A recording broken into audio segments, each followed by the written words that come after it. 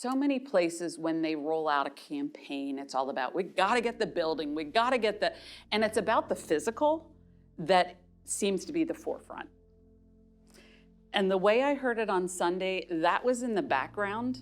It was the people that were the forefront, and this is our way to get the people. For me, what I hear is Providence wants to reach the people, period. That, like, we want the people to know God. We want to reach the people. We want to reach the down and out. We want to reach the hurting, the broken.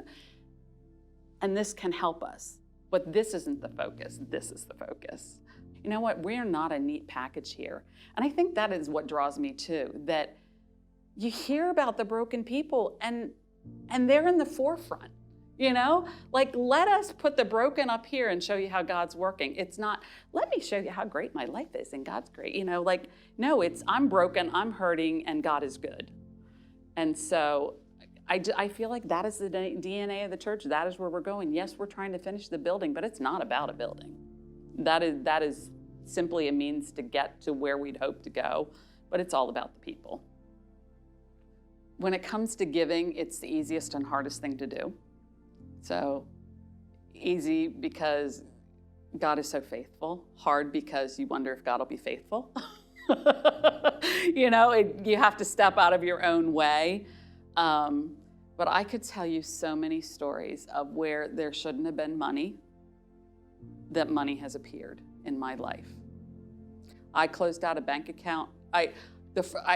Going all the way back to tithing, like there was a time when I gave kind of sporadically, and then I gave a little more faithfully, and then I finally, I said, God, all right, I'm gonna trust you, and I'm gonna give 10%, but I don't know how I can do it. And I was in the midst of switching banks, so I only had cash at the time, and there was not enough cash to make it work, and I just said, God, I'm gonna trust you. Anyway, long story short, not only did I make it through, but when I closed out the bank account, there was extra money that I, to this day, cannot account for.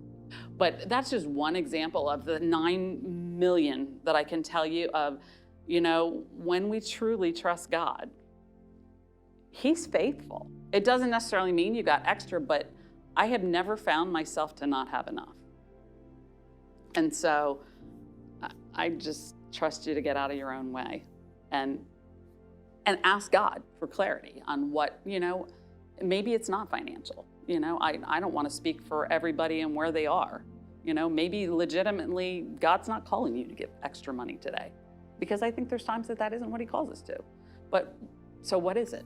You know, what is it? Maybe you're the one that needs to go out and bring your neighbor to church, and that's the next step. That's a bridge. That's a, you know, whatever. Like, I don't want to speak for anybody. There were a time in our family we didn't literally have 2 nickels to rub together. We had $10 to our name and every credit card at its max. When my dad started his job, we didn't have anything. So tell me to go tithe, and I'd be like, yeah, right. I think my parents probably still did, but I don't know. You know, so that's not mine to call. That's not mine to tell you. But just know that God is faithful, and ask Him what that looks like for you.